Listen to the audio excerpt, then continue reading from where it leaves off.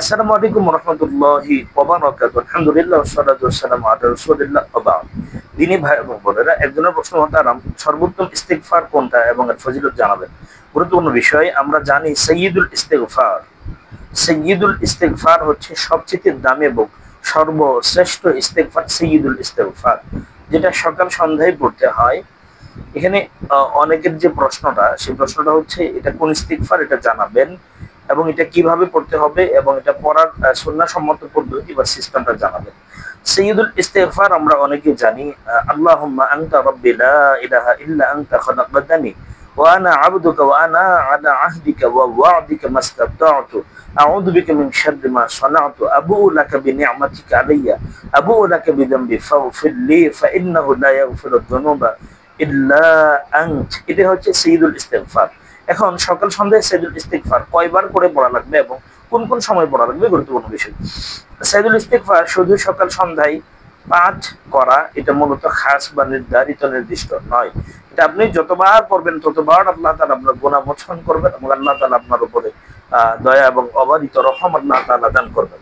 বরং রাত দিনে যে কোনো সময় এটা পড়া যেতে পারে। রাসূলুল্লাহ সাল্লাল্লাহু আলাইহি সাল্লাম বলেন, যে ব্যক্তি নিবিষ্ট মনে কাইমনো বাক্যে সাইয়্যিদুল ইস্তিগফার দিবসে পাঠ করবে এবং সন্ধ্যার পূর্বে মারা যাবে, সে ব্যক্তি জান্নাতীদের অন্তর্ভুক্ত হবে। সুবহানাল্লাহ। এটাই সাইয়্যিদুল ইস্তিগফারের ফজিলা।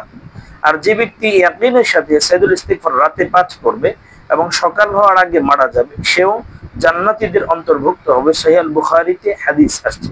অতএব হাদিসের আলোকে আমরা জানতে পারলাম দিনের যে কোনো সময় আপনি পড়তে পারেন, আবার রাতের যে কোনো সময় আপনি এটা পড়তে পারবেন। এটা নির্ধারিত সময় যে ফজরের পরেই পড়া লাগবে, মাগরিবের পরেই পড়া লাগবে, আসরের পরেই পড়া লাগবে, বিষয়টা এমন নয়। এবং সকাল এবং রাত, সকাল সন্ধ্যায়, সকাল বিকাল, সকালে এবং রাতে, দিনে এবং রাতে যে কোনো সময় আপনি পড়বেন। ওই রাতে মারা গেলে, ওই দিনে মারা গেলে আল্লাহ তাআলা আপনাকে জান্নাতীদের অন্তর্ভুক্ত করবেন। এই জন্য আমরা সর্বশ্রেষ্ঠ ইস্তিগফার হচ্ছে সাইয়্যিদুল ইস্তিগফার। এটা আমরা জানবো, মানবো, শিখবো এবং ইনশাআল্লাহ আমরা এর উপর আমল করব। ফলাফল হিসাবে আল্লাহ তাআলা হয়তো আমরা যে কোনো সময় মারা যেতে পারি, এনি টাইম এনি প্লেসে আমাদের মৃত্যু ঘটে যেতে পারে। আল্লাহ তাআলা আমাদেরকে নেককার এবং জান্নাতীদের দলভুক্ত করে আল্লাহ তাআলা কিয়ামত ঘটাবেন।